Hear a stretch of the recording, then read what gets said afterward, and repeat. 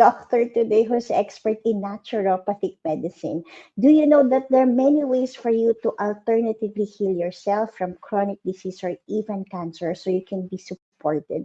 Do you know that there are many ways in terms of integrative and regenerative medicine that you don't know yet? If you don't know me yet, allow me to introduce myself. My name is Wanda Lintan Kalupik. Today we have a very, very special guest and we have a very specific topic on how to combine conventional therapies in order to heal chronic diseases and help cancer patients. Every week we go live here on the Cancer Conversations podcast because our goal is to share life-saving insights one episode at a time by having guests from all over the world. But today I have a Canadian expert, but she's based here in the UAE. And before I bring her on stage, let me introduce her first. Dr. Heidi Kussmann is a Canadian trained board certified naturopathic oncologist with over 2 decades of experience in integrative medicine cancer care. She earned her Bachelor of Science from the University of Victoria in 1997 and her Doctor of Naturopathic Medicine from the Canadian College of Naturopathic Medicine in 2002. In 2010, she obtained her board certification in oncology from the American Board of Naturopathic Oncology. Dr. Kussmann has practiced in Canada, the United States, and currently in the UAE, where she holds DHA and DOH licenses. She serves at Novomed Marina in Dubai and Health Sciences University in Singapore.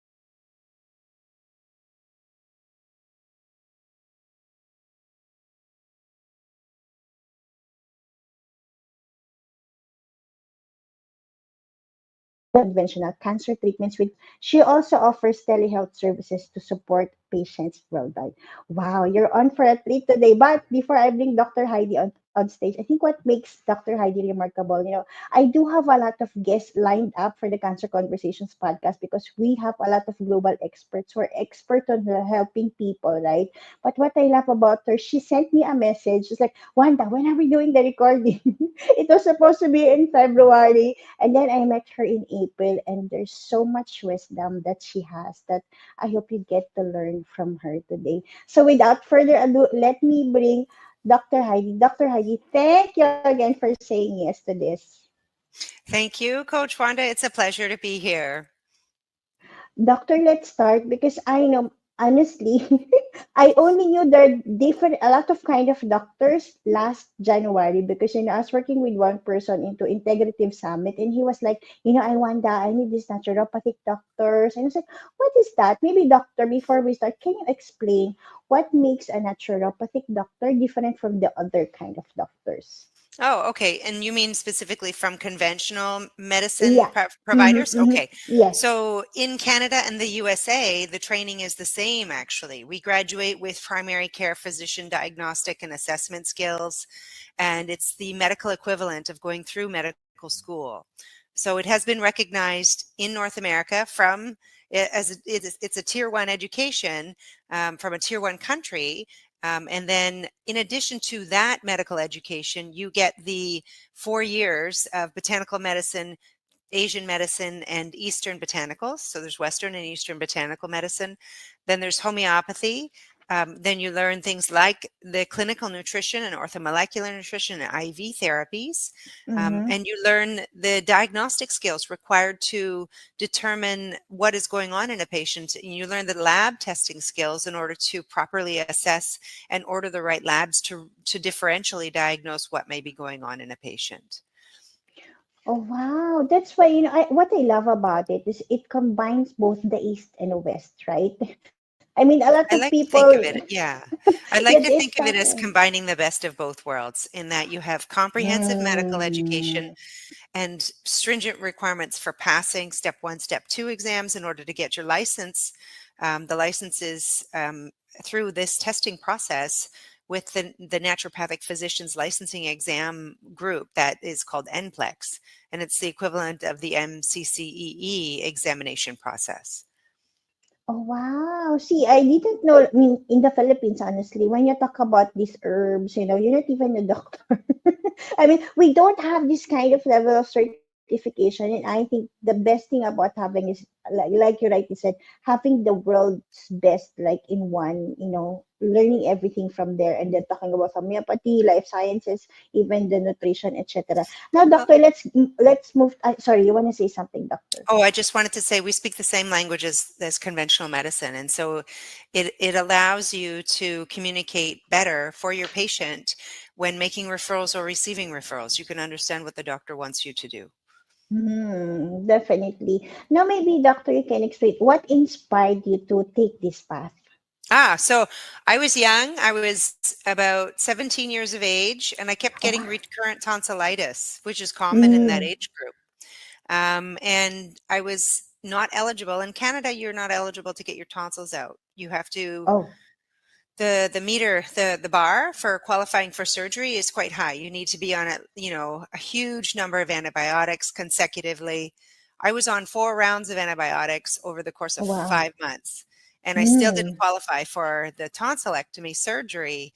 And so, out of desperation, I went and saw all the other healthcare providers. At the time, I was at the University of Victoria, so in Victoria, BC. I saw a dietitian, I saw a chiropractor, I saw massage therapy, I saw a naturopathic doctor. And that naturopathic doctor was a physician practicing at a medical office. And it was quite intimidating because I had no idea who she was. And she said to me, "You may want to get off dairy. You may want to stop eating so much wheat." And I was like, "But I'm a student and I can't afford anything else." You're living on $25 a week of groceries, which consists mm, of oatmeal and pasta for the majority of mm, your nutrient intake. And I wasn't a naturopath at that time. I had no idea about nutrition. It was only when I eliminated dairy for 3 weeks that I got better. And then I was like, no, it can't mm, be because I'm doing a science degree. So everything has to be rigorous, mm, right? So I didn't believe it, went back on dairy, got tonsillitis again. And I was like, okay, I'm done. I cannot deal with tonsillitis over and over. And so in the end, that's how it led me to naturopathic medicine, because then I went back to that naturopathic doctor and I was like, why is that? Why does it happen? Where's the research that shows there's these they called food intolerances? It's not an allergy because I wasn't breaking mm, out in hives mm. but what's going on? And like I wanted to know more about it. I was very curious. And it was a couple more years. I graduated and worked in exercise rehabilitation and exercise physiology, and then from there got the remaining pre-med credentials to apply to medical school at the Canadian College of Naturopathic Medicine.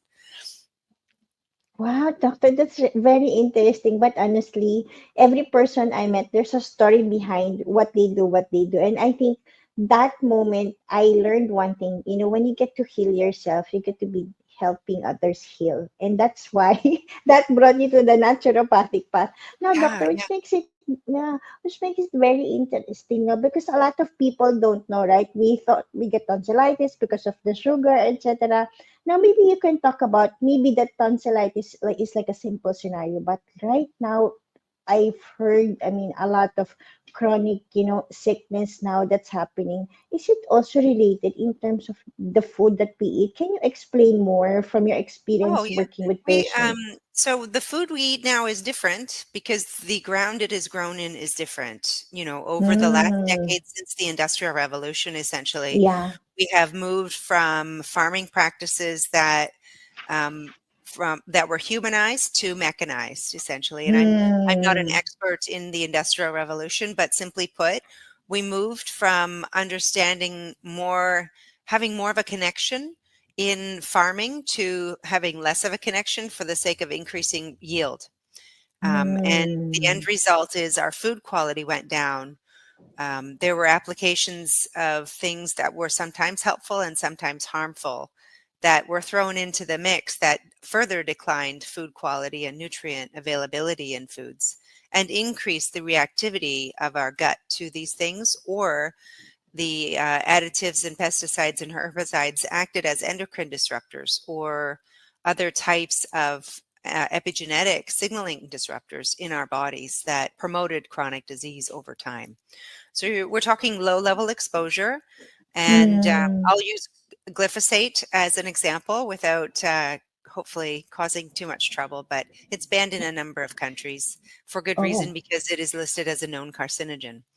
But it is not listed that way in the US. And you can tell the difference in um, my patients who are sensitive know that they cannot eat bread in the US, but they can eat bread in other countries that have a ban on glyphosate. And glyphosate is the active ingredient, or sorry, glyphosate. I'm saying it wrong. Glyphosate is the active ingredient in Monsanto's Roundup.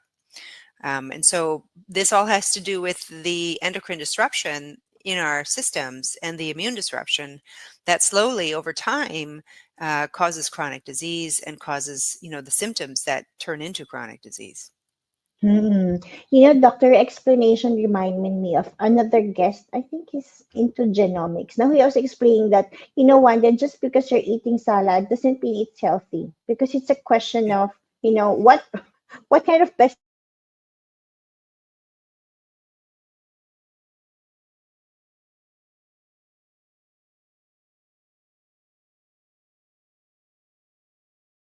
Of, you know, food poisoning outbreaks that have come up because of salads grown downstream from feedlots with cattle in those feedlots, and the runoff of that becoming the surface water for watering the crops that we end up eating. Mm, And so you end up with toxins that way in our food chain.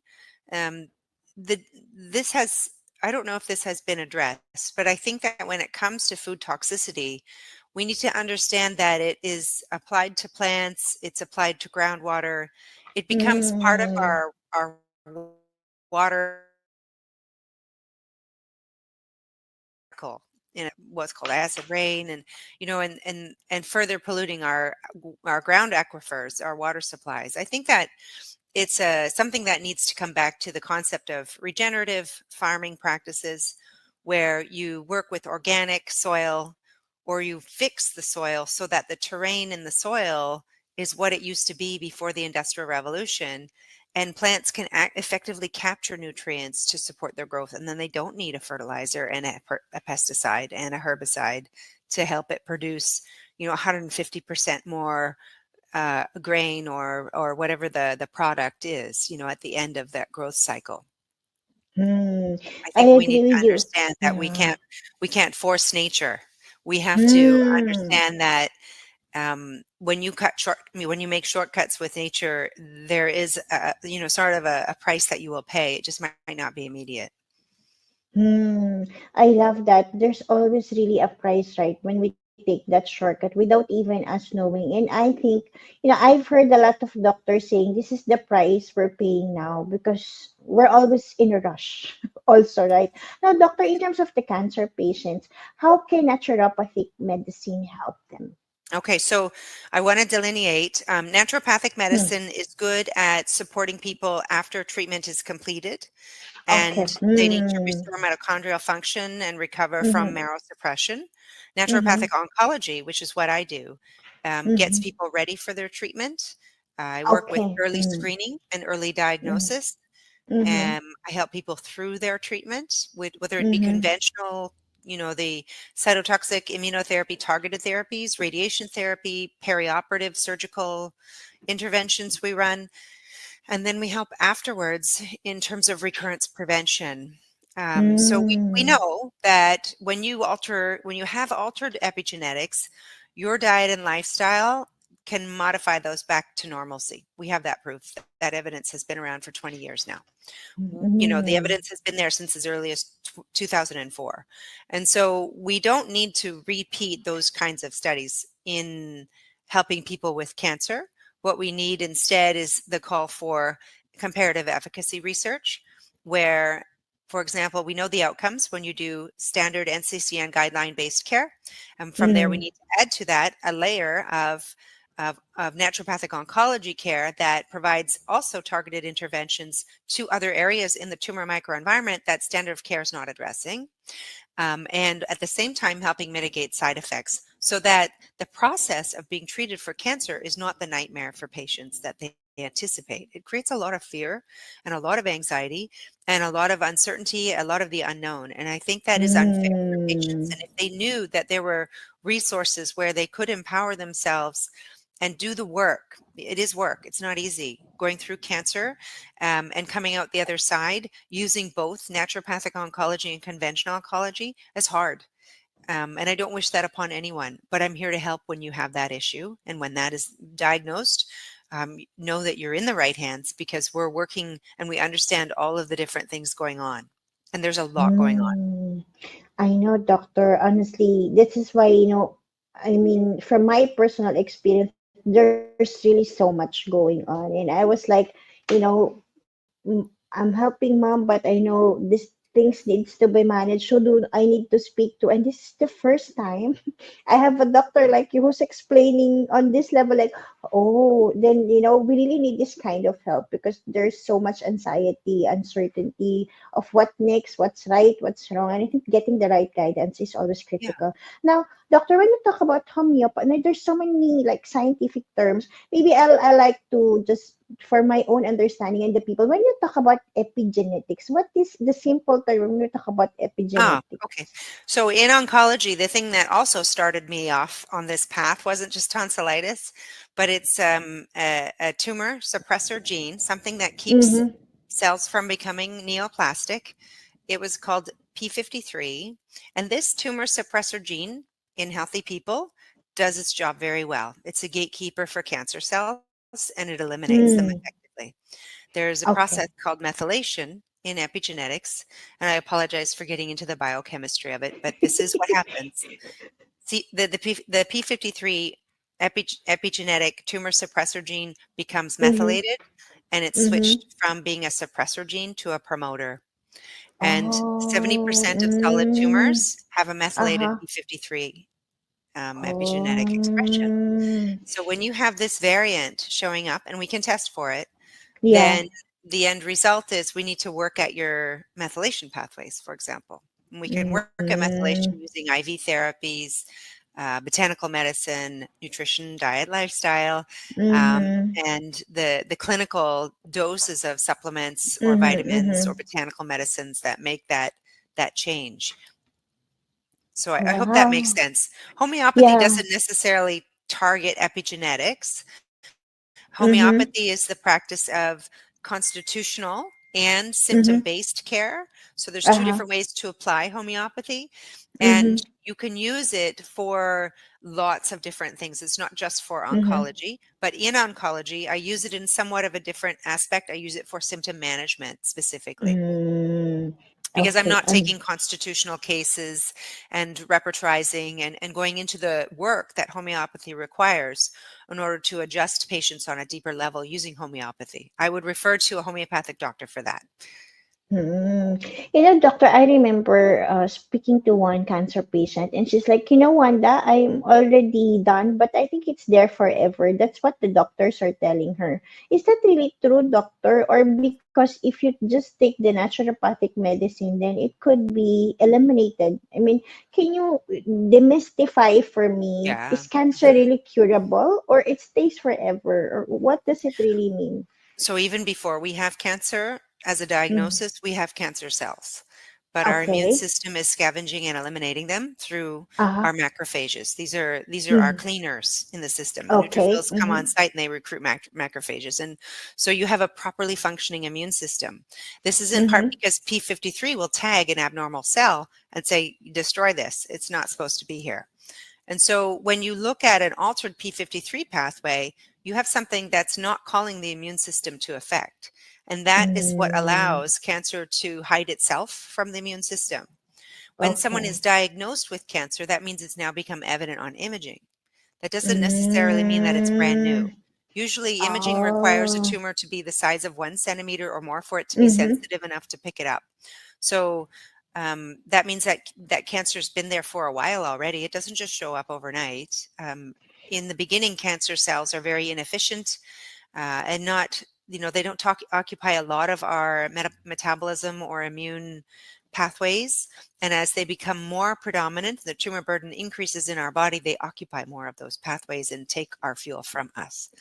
So part of the early detection of cancer goes to imaging, and that we have our standard imaging, mammography, Mm-hmm. colonoscopy, endoscopies, cervical swabs for HPV, based cancers, all of those. But sometimes the screening guidelines aren't enough. And I'll pick specifically breast cancer under the age of 40. You're not eligible Mm, for mammography under the age of 40 because mammography is not a sensitive test. Doesn't mean it doesn't work in all types of cancers that come in the under 40 age group, but it is mm, most likely not as sensitive as needed. So ultrasound is usually what's recommended. Further to that, in my practice, I add on circulating tumor cell testing so that I can find what's in circulation. I don't need to wait for a tumor to show up on imaging. true. If I have Mm, if I have over 15 on the unit measurement for circulating tumor cells, I know I have an active cancer case and I'm referring for conventional care as well as my own, because in that test I can also see the molecular profile. mm, In the case of breast cancer, again, in the circulating tumor test that I do, I can detect mhm, whether it is something that is expressing a component called E-cadherin. And if mm, there's an E-cadherin expression or loss, that dictates whether it's a ductal or lobular type of breast cancer. And again, treatment differs based on that pathology. But when we have that information at an early stage in diagnosis, this is what saves lives. So we can detect mm, earlier, we can treat earlier, and we can move through that treatment with less of the complications and ongoing, late stage cancer treatment is a nightmare. It's very hard on people. And so my goal in life is, of course, to eliminate stage 4 cancer through early detection, changing these guidelines, recognizing that we have people who are younger getting later stage cancers that are more aggressive, that are not responding to treatment, that are resistant to these therapies in the conventional world. And we need to do more for these people. They've only mm, started living their definitely. lives. Definitely. Yeah, doctor, I think there's so many gaps. I mean, in terms of the healthcare, the diagnosis, the detection. Now, there are many misconceptions too. Hmm. Specifically on, the other path of, like this conventional versus the complementary way of, doing this homeopathy, naturopathic medicine. Can you explain what are the other misconceptions, because people are confused. Should I do this? Should I not do? Why and why not? Yeah. I can't explain all of the misconceptions, but I think that one of them that I can Mm, explain yeah. has to do with the statement that there's no evidence to support natural Yes. therapies. Mm, And so I would say that back in 2002, when I graduated, we were at the level of doing cell studies, toxicology, and safety profiles and mm-hmm, biochemistry pathways to understand mechanism of action. Move forward 23 years, we now have phase 2 and 3 human trial data that shows mm-hmm, what does and doesn't work in in cancer using natural agents for specific cancer types. So this isn't no longer the world of generalizations. We understood the mm, mechanisms, we understand the agents that employ those mechanisms and the dose, and now we apply those to human trials and we get benefit. So I'll give you an example. mm-hmm, In the world of pancreatic cancer, there is mm-hmm. no screening guidelines. Huh. There's no early screening guidelines for pancreatic cancer, which is a huge loss. It's one of the most aggressive cancers. And if we Mm, made upper endoscopy, just that alone, a screening guideline, it may help, or an ultrasound guided upper endoscopy. Any of those types of standard procedures in your gastroenterologist office could help detect and diagnose early pancreatic cancer instead of nothing at all. And patients are left until their late stage for the assessment, because the most common presentation of late stage pancreatic cancer is jaundice. And so wow. it's very silent. It's very much not visible. And it's hard to detect because it's hidden behind the stomach and the liver and the kidneys in the back. And so it's not an easy organ to find and assess either. We have a highly sensitive circulating tumor cell test for pancreatic cancer, which will help detect early stage cancers in people who especially know they have in their family history, something like pancreatic cancer that's come up. So going to that case in pancreatic cancer, there was as recent as October 2024, a Mm-hmm, study done on late stage pancreatic cancer human trial data that came out that when you used the standard of care compared to standard of care plus IV ascorbate, which is high dose mm-hmm. IV vitamin Uh-huh. C, 75 grams 3 times weekly, you Mm-hmm. created a doubling effect in overall survival. Oh, So wow. I'll explain that survival time too. With 95% confidence interval, the power of the study was well designed and has good power. The end result is that the overall survival of the pancreatic standard treatment only patients, that's called the control arm, was Mm-hmm. 6.8 months to 8.2 Mm-hmm. months. It was something along those Mm-hmm. lines. Mm-hmm. Then when you move to adding, you only do IV vitamin C. We're not talking Yeah. about exercise, changing diet. We're not Mm. doing any of Yeah. those other things as well. It's just this one Mm. intervention. Yeah. Then you add the IV vitamin C on there, and their overall survival time was 18 months. So there's your doubling Wow. time. So we have Mm. these things happening now where we can say, yes, you have the evidence to support what you're doing. You have to maybe perhaps find a doctor who's willing to read the evidence. There might not be interest, or there might be other concerns that need to be addressed. It might be that the Mm. patient's not effective or not eligible, or has other things going on that can be complicating the issue. But I think that the key is to have that conversation and to foster trust with your providers so that you can use the information that you get in a way that promotes your overall survival. Wow, that's really nice. I think, doctor, I understand how, I mean, as an accountant, I understand how data is critical to make conclusions, Yeah. right? And I think even, I mean, from a clinical perspective, they always need evidence to Yeah. add this recommendation to the patients. And I think it's very important to put that across because even for me, I thought this vitamin dips, oh, it's only for beautification. I don't even need it. But doctor, so does it mean that even those vitamin C drips, even if you're not sick, also can be helpful? Can you confirm that? I mean, No, they're at a different dose. So we're oh, talking dose differences here. And again, I'll explain that. When it comes to low dose vitamin C, it doesn't cause cancer. It just helps your natural, mm, your cells regenerate, your healthy cells regenerate or recover from injury. It's good for things like acute colds and viruses, bacterial infections, but it's not an antibiotic or an antiviral. It just simply helps your immune system. But that's oral dose. Oral dose is limited to 8 or 9 grams in terms of its amount. So when you compare 8 or 9 grams oral dose to 75 yeah, grams IV, there's an wow. effect that changes. So it changes from Mm, being an antioxidant to being a pro-oxidant. Think of it as radiation oh, therapy being mm-hmm, pro-oxidative. IV therapy is pro-oxidative. It is oxidative to cancer cells, not your healthy cells. There's an enzyme that cancer cells lack called catalase. The end mm-hmm, result is that the deficiency of that enzyme doesn't allow them to turn that vitamin C into a beneficial thing. And they mistake it for fuel, they take it up, it mm, damages their DNA, and it causes basically an energy crisis that results in apoptosis or cell death. In our healthy cells, when we get any dose of IV vitamin C, oral vitamin C, yeah. our healthy cells Mm-hmm. have that catalase enzyme and we can metabolize it properly to help our own cell health.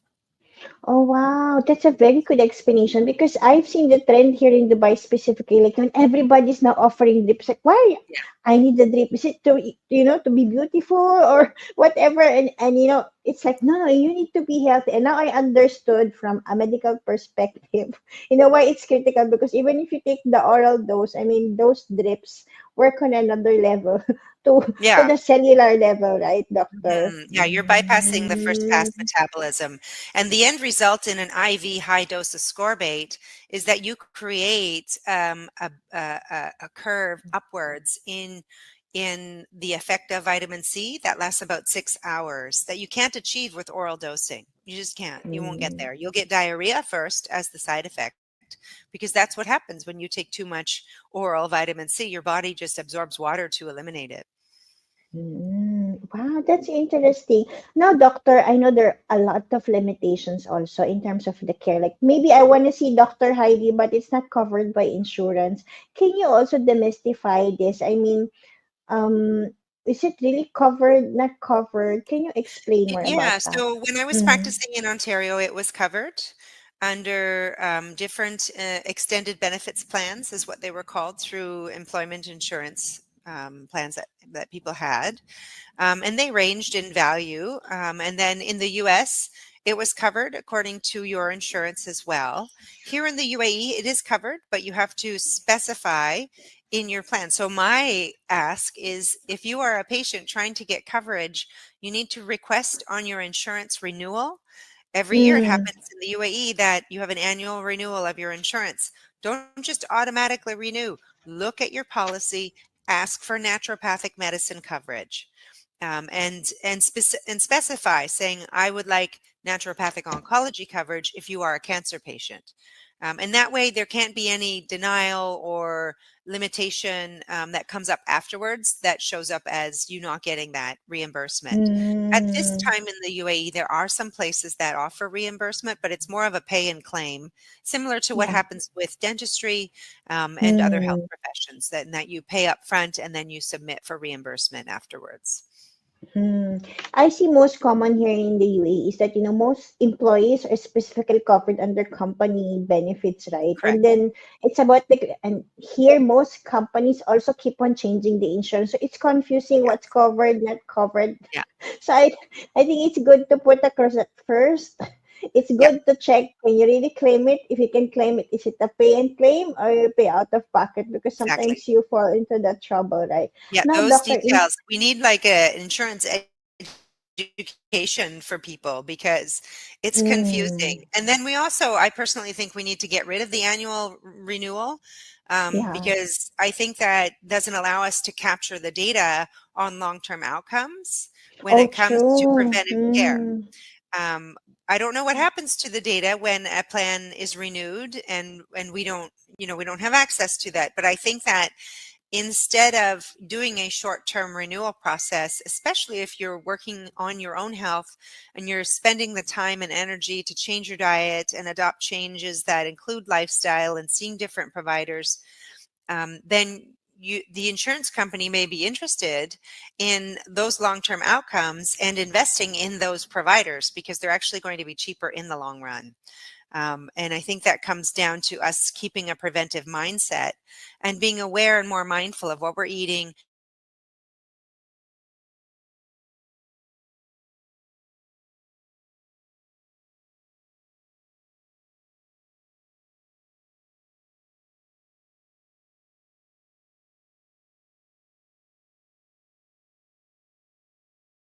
Possible as patients. I think that is also something that we as patients can be more accountable, insurance companies can be more accountable together. When we find an agreement that helps us all become healthier, I think it will be in the end cheaper for insurance companies to provide that coverage. And there is proof of that. They have done studies in the US with naturopathic doctors who are licensed and covered by mm. insurance. And Oregon State and Washington State are two of, Arizona is another example. They all have studies that show that insurance pays less when patients go to naturopathic physicians. Oh, wow. That's even better, right? Yeah, I think because you know what I love what you're doing, Dr. Heidi. You're combining everything in one go, the food, what the lifestyle. So it really gets addressed because it's not about just, solving that headache. Maybe that headache or that tonsillitis, as you rightly said, it's because Right. of the food that you're taking. So it becomes true healing because you're not just healing one and it becomes another sickness altogether. So, doctor, if we don't get to see you, but we want to see you, I mean, just because we want to have that guideline, I mean, can you just see a naturopathic doctor just because you want to see that doctor, or do you need to have a Yeah, so we condition? have an association here in the Middle East. We have the Okay. Naturopathic Doctors Association of the Middle East. It's Uh-huh. ndame.org. And they're on Instagram, and all of our providers are listed there. Some of them have specializations like myself, and some of them practice general primary level care and can see anyone and everyone, children, pediatrics, that sort of thing, as well as adults. And so you will find someone who is available for that specific healthcare concern, especially if it's not oncology. Yes. Thank you, doctor, for sharing. But I think what I love about your expertise, because it's on a higher level already of oncology. If you can help cancer patients, that means you can help everybody, right? Yes, this is true. It is true, but I need to save space for my oncology patients That's also because true. yeah. And there are other people who treat regular, like regular naturopathic physician level things that are highly qualified. All have over 10 years experience here in the UAE. I would go to them if I was not a cancer patient. That's good. So thank you, doctor. Now, for those cancer patients who want to see a doctor, what's the best way to do that? So they need to go to. There's a couple different ways. If you're within the UAE, and you're in the UAE, you can see me through telemedicine or in-person visits at Burjeel Cancer Institute, and through telemedicine at Novomed. And if you are outside the UAE, I have my own practice, but you can also employ the other channels through Novomed or Burjeel Cancer Institute as well. It's your choice. So thank you, doctor. Doctor, any more last words that you want to add in terms of, how combining conventional therapy can really help patients? Yeah, I think that it's important to, again, make sure that you are reading when you're researching something after a new diagnosis of cancer and you're reading about how something works really well. Try and dig into the detail and ask the important questions. If you understand Mm, what your cancer is exactly, if this thing that you're reading about applies to your cancer. There's a lot of generalizations out there, and some of them are accurate, some of them are not.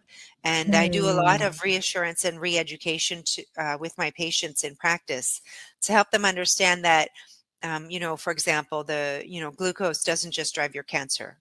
You can't just only cut out glucose because it's growing still. So what you did is train it to use a different pathway for fuel. But you haven't addressed mm, any of the other things in the tumor microenvironment. You've applied a conventional thought process to your cancer using something alternative, but you haven't grasped the whole concept of the whole tumor microenvironment and all the biochemistry going on in there. And so I think there's the generalization rub, in that you can't just say this one thing cures cancer. We know that from mm, cytotoxic chemotherapy. You apply one type of therapy and it doesn't work. And so we have to understand that cancer is more complex. Even with all of the things that we have, we need more. We need everyone and everything to help fight this awful condition. definitely, doctor. I agree with you. We need everyone and everything to really fight cancer, as it is the second cause of global. So with that, thank you, Dr. Heidi. I learned a lot today. You're Simplified. A welcome. lot of people talk about like, So thank you, doctor. Again, we will drop all of the links to the Virgil Cancer Institute and to Novomed and to your website so people can reach out to you. Thank you, doctor. Thank God you, bless Coach Monday. you. You too. Thank you very much.